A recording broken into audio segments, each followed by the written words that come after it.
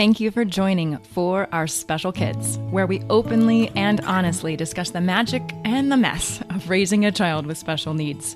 We are thrilled to have you here and hope this time provides you with some wonder and wisdom.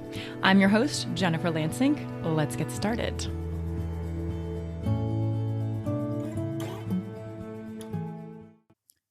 I'm going to drop you into a conversation I had recently with Tania Ginsburg-Jambou. I interviewed her on June 26, 2022 for a Meet Amazing episode. I highly recommend taking a few moments to listen to that before jumping here if you want to know more about her story. However, I asked Tania to come on after a text she sent me regarding her 40th birthday dinner with her husband in Paris. This is what her text said. My birthday was wonderful, amazing, and full of lots of different emotions. It felt as though the intensity of the last decade hit me straight on, and our poor waiter didn't know how to handle it for a while. Well, after reading this, I asked if she would come on and talk about how we all process emotion, trauma, and grief differently, and on our very own timeline. So it's a really fun interview. I did just kind of drop in because we were just chatting and I hit record, so I hope you're gentle with me on that. But I also wanted to give you a little teaser to what we're doing with her family right now. So as you listen, it's August 13th, and we are in the Bahamas doing dolphin-assisted cranial sacral therapy for 4 days. Oh, so amazing. I will be interviewing her and her family, the therapist, and the zoological curator in the Bahamas for an upcoming episode. So get excited for that one.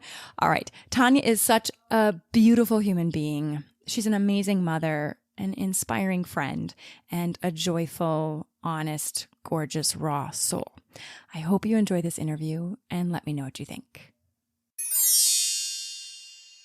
I feel like I'm open to talking about anything you want to ask. I love the text. It was this culmination. It was this big event for you. And yet what it really was a chance for you to slow down a little bit and say, whoa, we've had a lot of trauma in our life in the last 10 years. And I need to process it.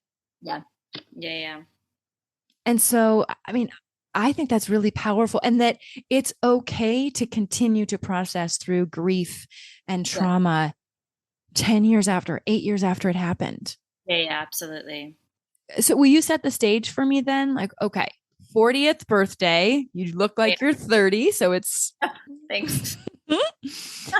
Thanks. It's the lighting here. Yes, it is. This video lighting stuff is so good. Okay, so set the stage. You're in Europe, in France, with your family, and then you and Etienne decide to take a few days in Paris alone for the big 4-0. It was our first getaway of more than one night, and it was only 2, but that's doubling our regular time away. 3 days, 2 nights, and the 3 children were with my mom, about an hour outside of Paris, so not super far. And Etienne and I got to rediscover the city we absolutely adore as adults, and not as parents, and not as people in our 20s. And so it was absolutely phenomenal. I'm getting shivers. I'm just getting shivers because I love Paris so much. Okay, go. So do we. And with all of that wonderfulness came a lot of other emotions. It was the first time, like I said, that we were away for so long. And so those first few hours of still being very connected emotionally, psychologically to the children, and not quite being able to let go. And I think it was really by that next morning, realizing that we still had a whole, over 24 hours alone, that I think the two of us almost settled into just us, and not us as parents, but just, me and him as a couple. And that was, I felt, and it happened to be the actual day of my birthday. So we didn't have anything planned until dinner. And so we did what we love to do in Paris, which is just walk. And we walked everywhere. And it was amazing. And again, with all of that amazingness came time to actually think. And I think that was a big one for us. Especially this last year, has been so incredibly intense for us. Just being away from it all together gave us space, and sometimes having that space is actually, for me in my past, has been the most difficult, because that's when there's time to process and the thoughts have time to settle, instead of being in a constant go go go mentality or space. And Mm-hmm. I think that's really what happened. And then there's, I think, the what society tells you about turning 40 as a female. I think even as a male, they call it you're in this, I guess, the midlife crisis moment. For me, I had my kids in my 30s, and I mean, I went into labor the night of my 30th birthday. So I have literally that entire decade for me was dedicated to having children, having young children. And so entering these 40s, we're done having children. We know that we will, they keep getting older, and that's wonderful. And so it's almost this reflection, or it was for me, it was a reflection of the last 10 years, and having all three wonderful children and all of the ups and downs that we went through and that we're still going through. We're still having really difficult moments for each one of them, on top of all of the trauma that we also went through with Ben and everything that's come from that. Do you want to share with us a little of that 10 years of trauma? I know Nora wasn't exactly traumatic. Yeah, it was, yeah, It's absolutely. Benjamin, pretty much. Yeah. Absolutely. So up until 29, my life had been exactly as I had planned it. I went to the university I wanted to go to. I lived abroad the way I wanted to. I did my master's where I wanted to. I met my husband. We got married at exactly for me, the right quote unquote age. I was pregnant right when I wanted to. And we had a girl, which is what we had dreamed of. Everything leading up to that I had believed I had somehow created. I Mm-hmm. had somehow created all of these wonderful things that I had planned in my own way. And my daughter's birth was my first daughter's birth. I was 30 in 2 days.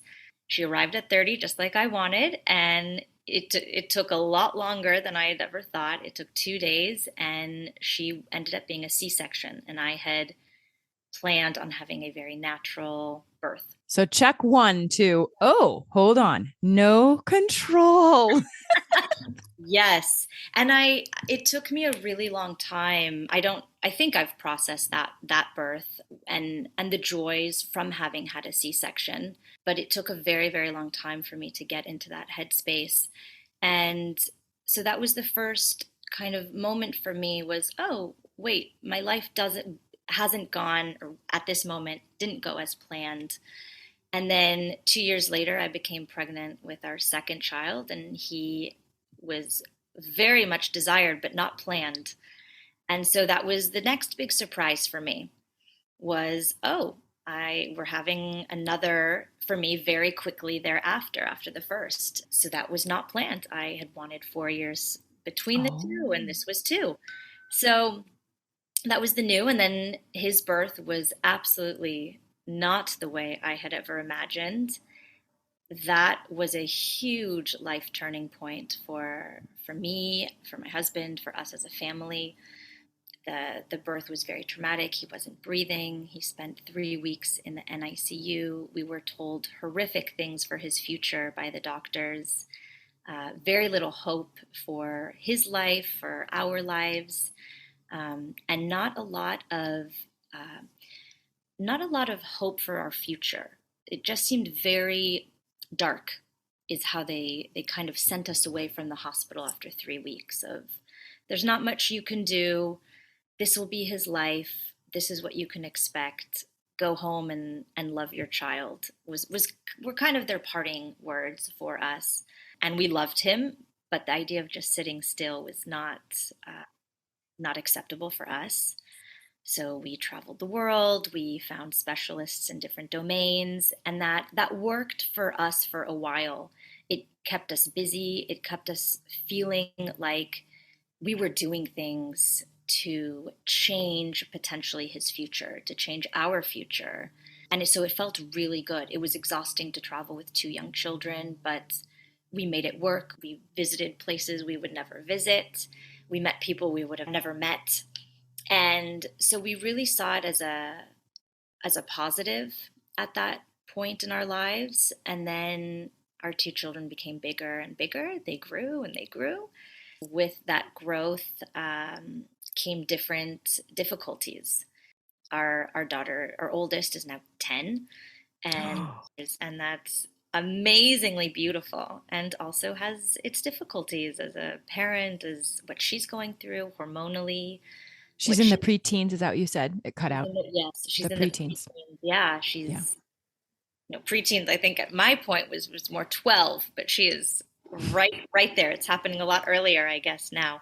And Ben, he's getting a lot bigger. He's still not walking, so I'm no longer physically able to carry him, and so that's creating some complications in our day-to-day life. He's still in diapers, and traveling has become very difficult. And Jen, you know this, but we adore traveling.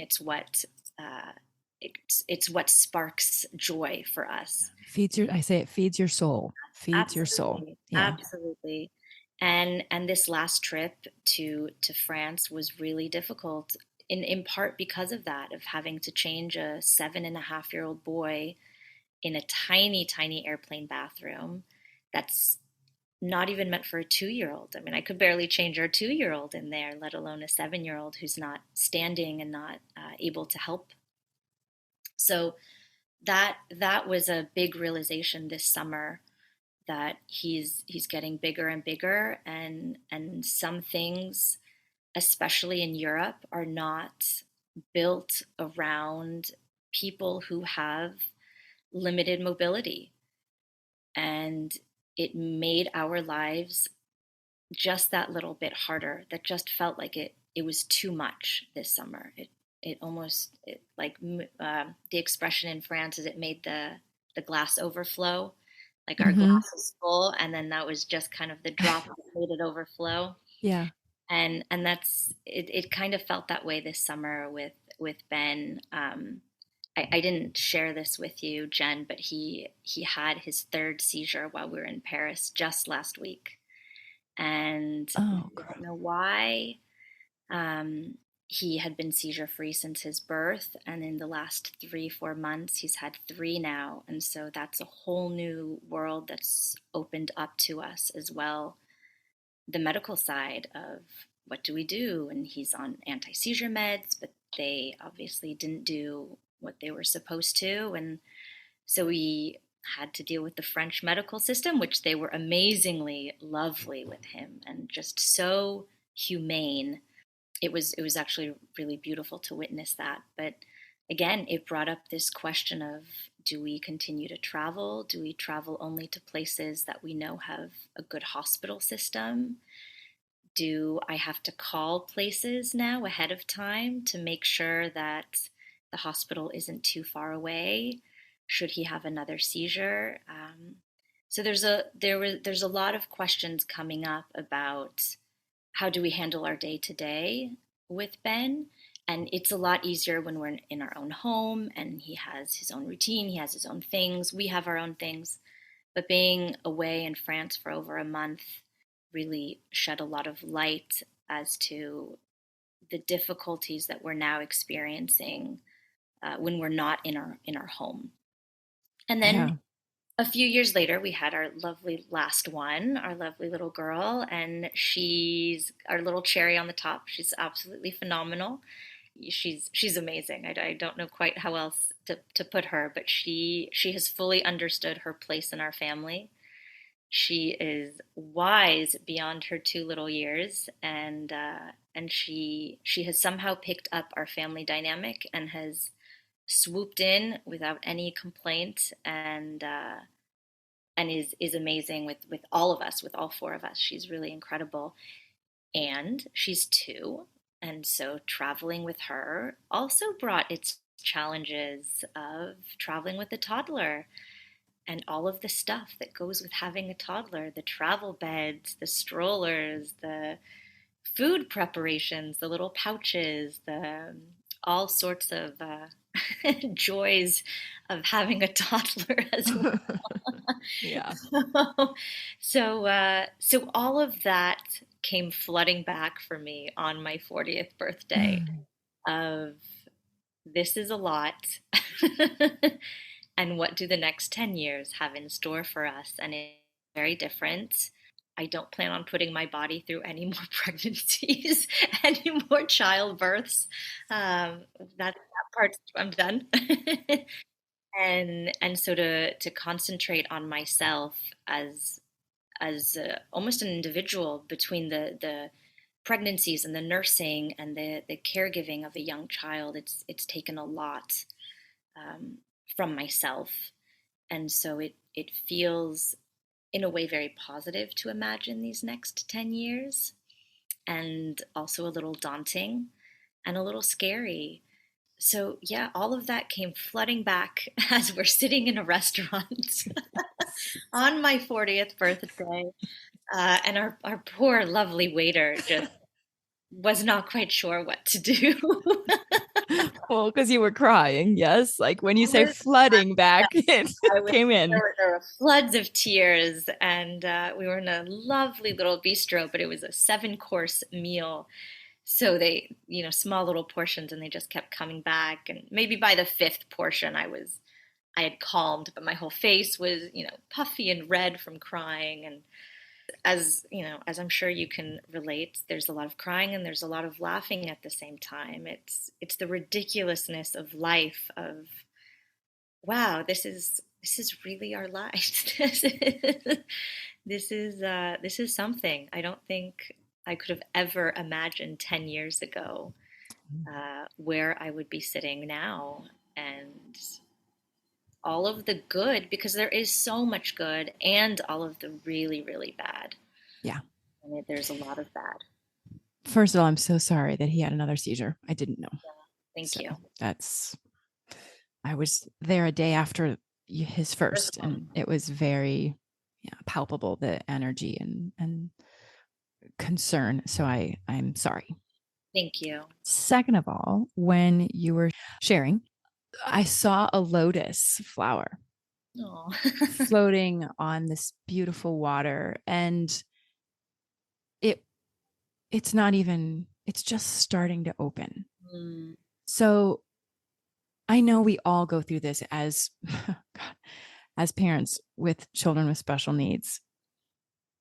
You don't know what is coming. Just because Teal, knock on wood, is seizure free doesn't mean that she will always be seizure free. Our brains change.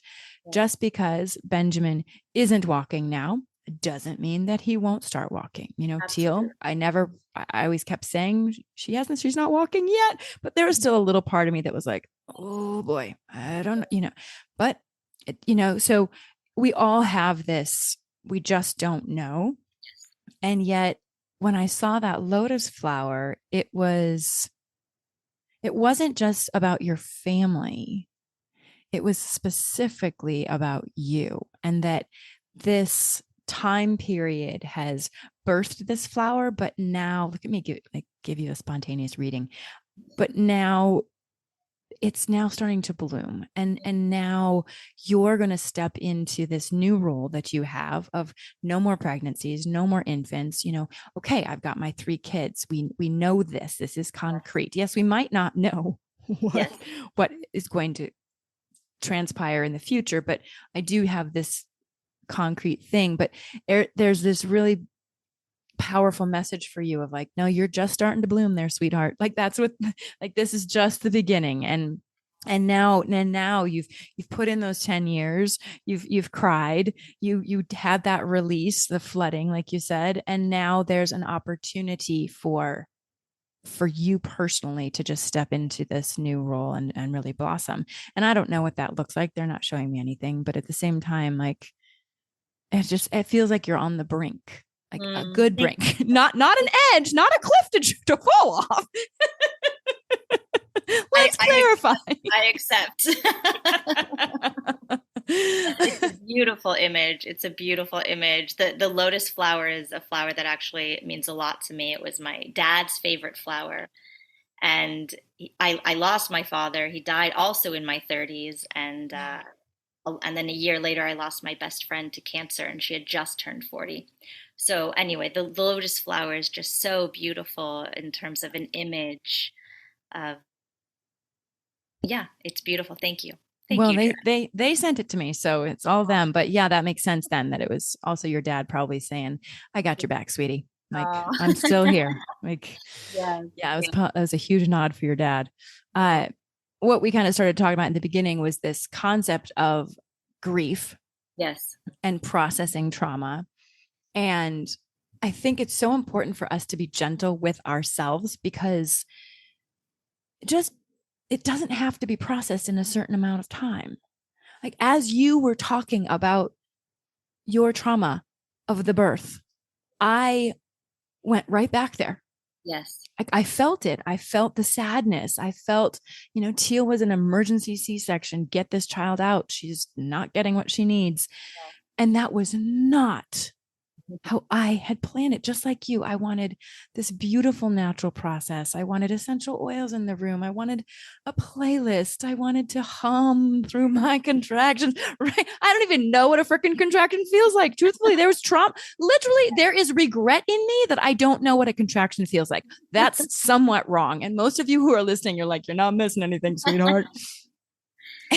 But there, and that still pops up. I obviously have still not completely processed that because it still hangs on. And you know what? It's okay. Absolutely. I truly believe it's also a self-preservation mechanism that we all have. If we had to deal with our acute trauma in 1 week, I think it would cripple us all. It would just it would really, I think, destroy the majority of people. And so that's why even during this dinner on my 40th birthday, speaking to my husband, we were laughing and crying. I really do think we can't process everything. We just don't have the capability, even if we wanted to. And so it's true. There are some things that almost come in waves, and I think that's also been a little difficult for me to accept, that I don't know when these waves are going to hit me or come. I don't like the word hit me because that sounds a little violent, but when are they gonna show up? And sometimes it's very unexpected, and sometimes it is expected. Speaking to another parent who's gone through another moment of trauma is expected to also bring up past traumas.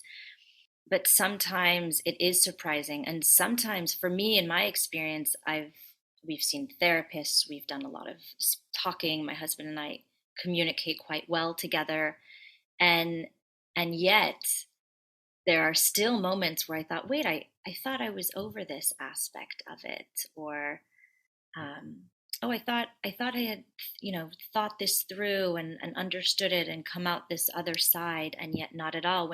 When Ben had his first seizure this year, he was, my husband and Ben, they were with you in the same little town, and so they were far away from me. And at Ben's birth, he was brought to a very different hospital, and my husband went with him. And so for 3 days, I didn't see him, and it was very difficult. And I thought that I had worked, I guess, through that, and yet when he had this first, I guess, new seizure in March, that really was very shocking. How difficult it was for me to once again, I cannot be physically present for my child who's going through something so incredibly difficult. So that was a surprise to me. I thought that I had processed that, and yet I had processed some of it. I don't think Sure. as intense, and it still was really difficult. It brought up a lot. And my husband, it brought up a lot for him, of the idea of having to be responsible, and all the doctors asking all the questions only to him because he was alone with Ben. So life is interesting. Life is interesting. I'm of the belief that it'll keep coming back until we can feel at peace with it, and it'll show its little face. Yeah. I do think we sign on before we come in to like, okay, all right, I'm signing up for a child with special needs. Okay. I'm signing up for ABC. I'm signing up for my parents to get divorced, or I'm signing, I think we sign up. I do. I really do believe that we sit there at the edge of this little, I had a meditation about this the other day, and I was sitting with my legs hanging off kind of like a dock thing. And one of my guides was sitting next to me. And it was actually before I came into this present body. And he said, I know you're scared.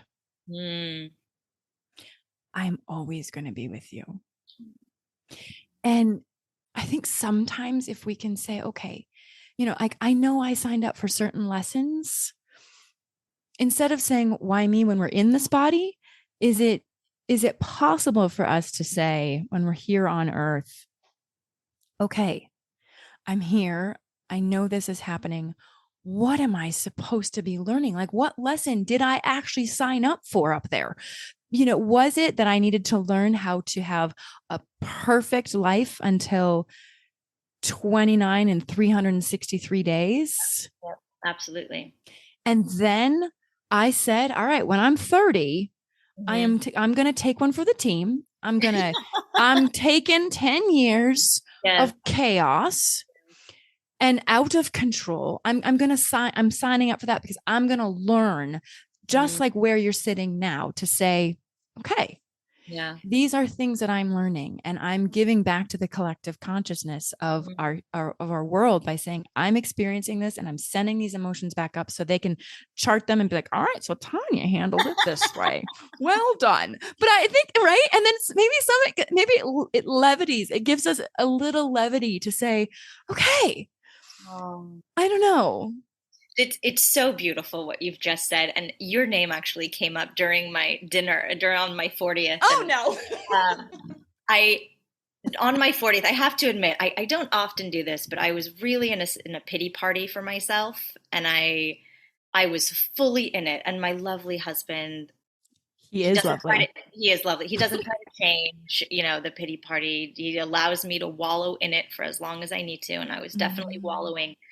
And your name came up because I thought, wow, I really need to speak to Jen, because at this moment I have lost total desire for, like, why did I sign it? No, take it back. Don't want this. I don't want this anymore.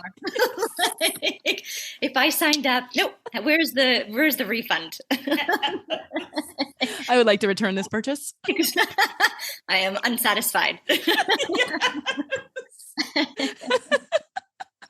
And it's true. I really do admire that in you. I know it must not be easy on an everyday basis, but what I see from you every time I interact with you, every time I see you and speak to you, is an ability to see the difficulty, and at the same time to see the utter joy and the possibility. And in my moment of pity party for myself, I wasn't seeing any more possibilities. That was really hard for me to digest. I feel like for most of my 30s, I had hope, I had aspirations, I had desires for a future. And in that moment, and it was a moment, so I feel okay saying it, that in that moment, I felt like I didn't have any hope or aspiration or positivity in my future. And once I finished my wallowing, then I started to see a little more gray and nuance in my life, and not just all black. But it was a strong black for my first 5 courses of my meal. And it's true, speaking to you and hearing your perspective helps me so tremendously deeply.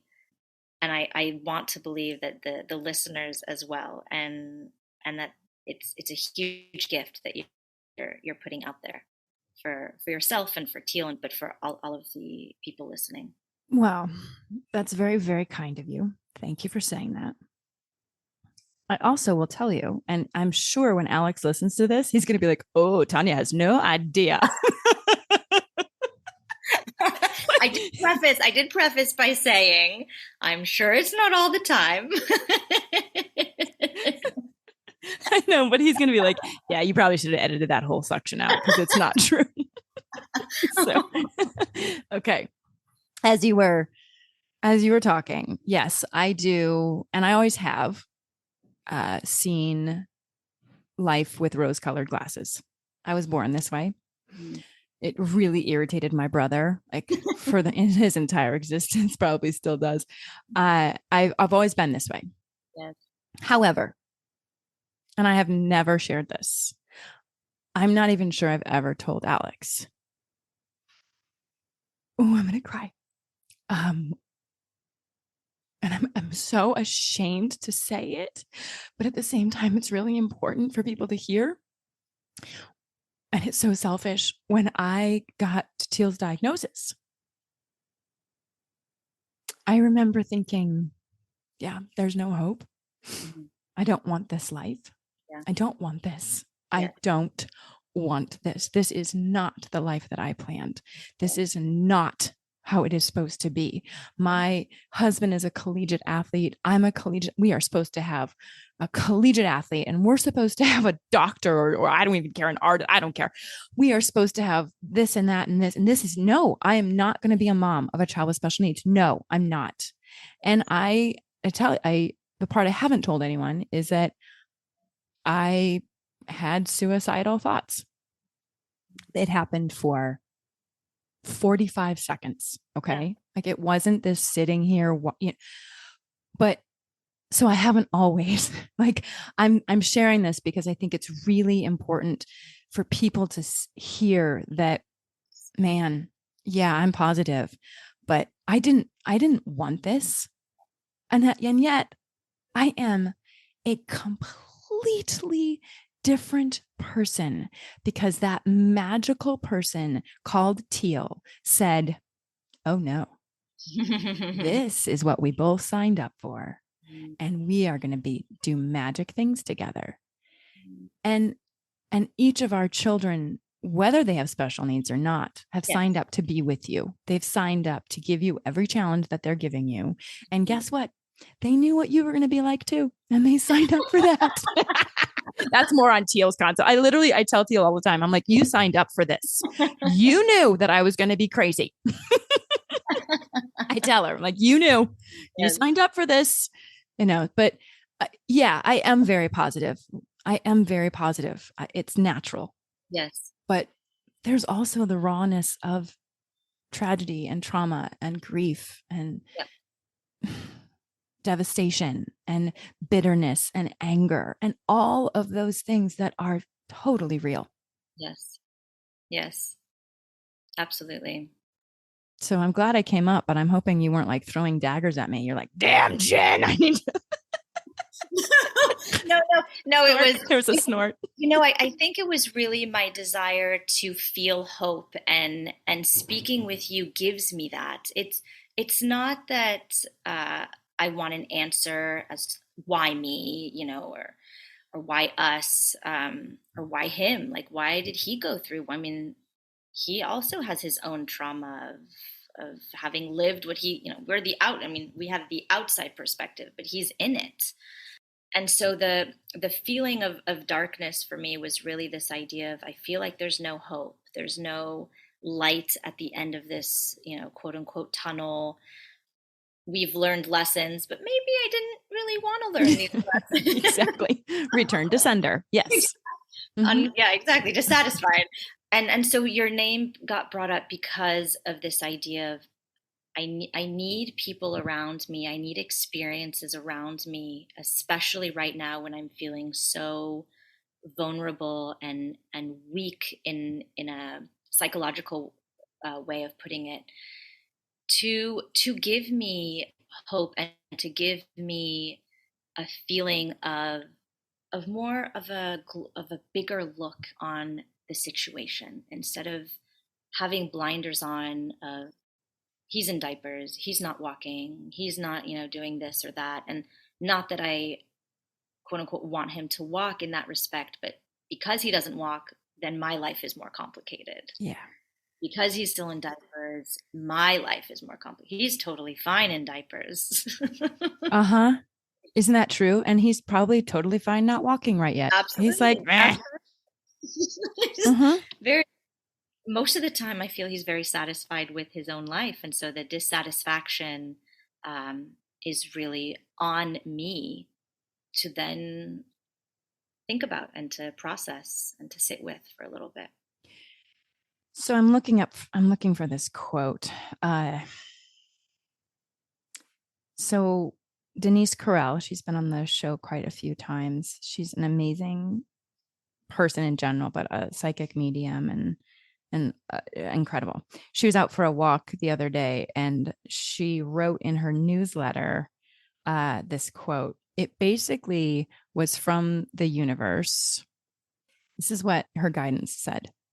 There is an inherent fragility to life that counterbalances all of the strength we exert to try and stay in control. There is an inherent fragility to life, which there is. And it balances out every effort that we put in to like strong arm our way through something. And Absolutely. It just gave me this piece of like, yes. Oh, it's okay to be fragile. That's the only way that we can also have strength. It's a continuum. No one is ever always, your muscles are not always contracted. They can't. You have to stretch. So I don't know. It just really, as you were talking about the control before you had all these kids, there's only 3, 14 children.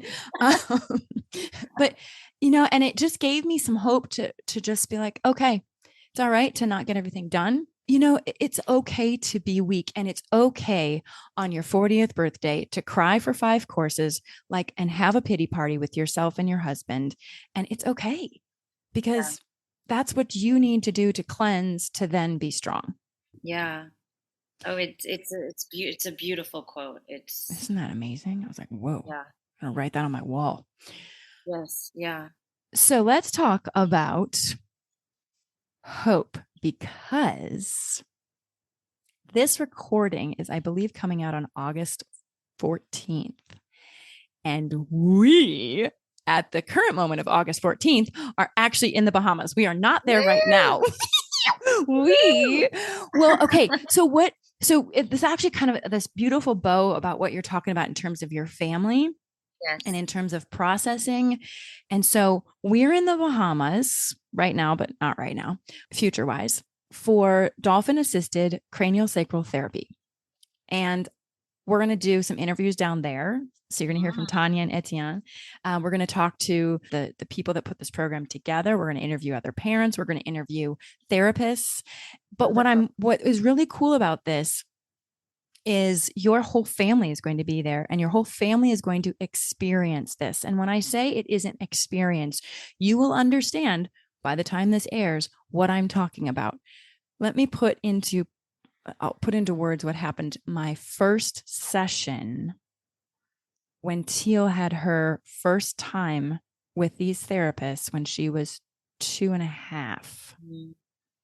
Remember how I said I still grieve the process of birthing my child? Yes. I started having spasms and cramps in my uterus. Yeah.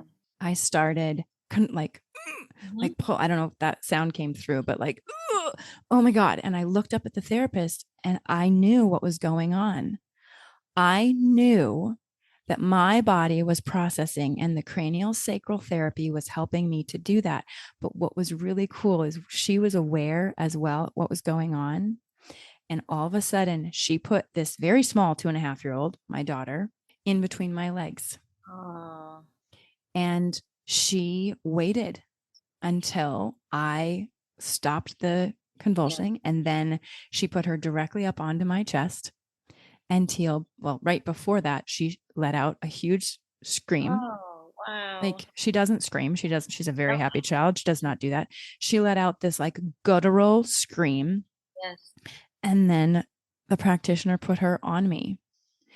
And the reason I share that and just to kind of, there's so many different ways to experience what we thought. And that one has forever transformed me and my thoughts. And it's good to talk about it again because I'd kind of forgotten about it, but it has forever stuck with me.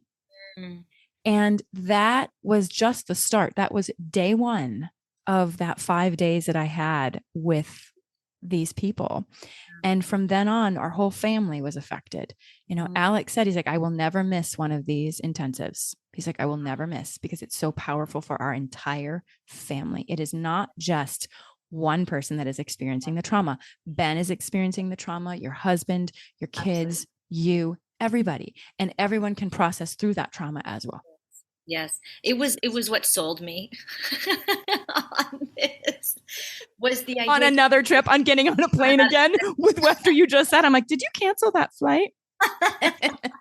Absolutely. Another trip as a family of five. But it's true that the idea that we've traveled so many places for therapies for Ben. And it, in many ways, meeting other families, meeting you has changed our life. But really, your explanation of what happens to the whole system of the family was so incredibly powerful for me. And that truly does give me hope. I completely agree with what you just said. I think the trauma is in every single one of us, even our littlest, who wasn't born at the time that Ben was. For me, she was there. What she experienced in my uterus, what she experienced, even her birth, for me was 100% linked to what I had experienced in my two other birth-giving moments. And she's also a part of our family ecosystem. And so that is really inspiring for me, the idea that we can all help each other. And my father, once again, who was a psychotherapist, he often said that when he would work with a patient or a client, that very often in trauma situations, it's the whole family is involved. And for one person in the family unit to change, everyone almost has to get on board and be willing to change as well. And that's not always a given. I think individuals can change even if our surroundings don't change, but it's a lot harder. And I think it can be a lot more peaceful and a lot stronger when the people directly around also change. Yeah. And it does. It feels as though we've hit almost a slump in our family growth. And so I do have a lot of hope for this time with you and your family and in the Bahamas, and the idea of not just quote unquote working on Ben, but working on the whole. Yeah. And that's actually something we should talk more about as parents of, hey, this isn't just the journey of one. I mean, I interviewed an 18-year-old, and she's actually, her episode's coming out next on Monday. So July 30th, 1st. And her sister has severe cerebral palsy. And she talks very, very brutally about it. It's hard. It's hard. And yes, there's joy, but it's hard being a part of that family. And so, yeah, it is an entire family unit. And this week that we're going to spend in the Bahamas, it's just weird. It's amazing. It's awesome. It's tiring, but it's powerful. Yes. And I can't wait to just be like, oh my gosh, how's it going? So to kind of tell people, so we go for, it's like 4 days of therapy, and you get 3 sessions a day, which I remember the first time hearing that. I told Kat, who you guys will be hearing from shortly, I'm sure. I was like, I don't think Teal can do that. I was like, and she sucked it up. She was like, more. So the first day there's hands-on in the morning, and it's not just one practitioner. It's multiple hands on one person, and they're working together to feel the cerebral spinal fluid, to look at the rhythms. One person won't even, they'll all of a sudden look over at another person, and the other person will be like, they don't say anything, but they're feeling shifts in a body. Wow. And so then you go to the dolphins, and the dolphins they're not in chlorinated water. This is a marina. They have the freedom to leave if they want to. They have before, and it's always funny because the trainers will say like, oh no, they always come back. They're like, hey, can you let us back in, please? Because they love it, and they love having a purpose. They're magical animals. So then the second session, you go into the water with the dolphins and they work together with the practitioners. It's phenomenal to watch and then to experience, because they will also float you into the water and you will have that experience as well. And not just the people getting therapy. They do it for the whole family because of that exact concept, is that they believe that it is a family unit. And then you have lunch and then you go back and you have another session. And at this point, you're thinking, what? And it just works perfectly. And Teal often chooses to go in the pool for that third session, which I'm just going to say bellies up to a rum bar. So I'm fine with her in that pool. She gets her therapy. I get my rum. We're all good. Therapy for mama, therapy for Teal. You're doing great, Teal. Keep going. Cheers. Exactly. Yes. Yeah. Oh my God. Yeah. So by the time this is airing, we are in it and we're already toasting our rum. So there you go. In our hands. And so I just wanted to give people a little bit of a teaser about what is coming in the next. I've got to do some editing, obviously, after we get done with this Bahamas trip, but there will be a whole series of episodes on an amazing experience that we're going to have there. So let's just put positive energy that flight goes well for you. We have easy transitions, that everyone's healthy. And yeah. Thank you. Yeah. Absolutely. Thank you for sharing some pretty raw, we talk about the magic and the mess. Yes. And this year has been a little bit more focused on the mess, and that's okay. This year of episodes, we're talking about real stuff that is important. I agree. Thank you for listening. Thank you so much for joining us today. I hope you found one or two meaningful nuggets of information to make your day better. If you think there's value in what we do, please take a moment to tell another friend, family member, or a caregiver. We'd love to hear from you at forourspecialkids@gmail.com. You can send in a question, a comment, a topic that you'd like to learn more about, or if you'd like us to highlight a certain person, please send that information to us. It makes our show so much better and so much more valuable for you. Our Facebook and Instagram handle is For Our Special Kids. And finally, remember to witness the wonder and the wisdom within yourself and others. Until next time.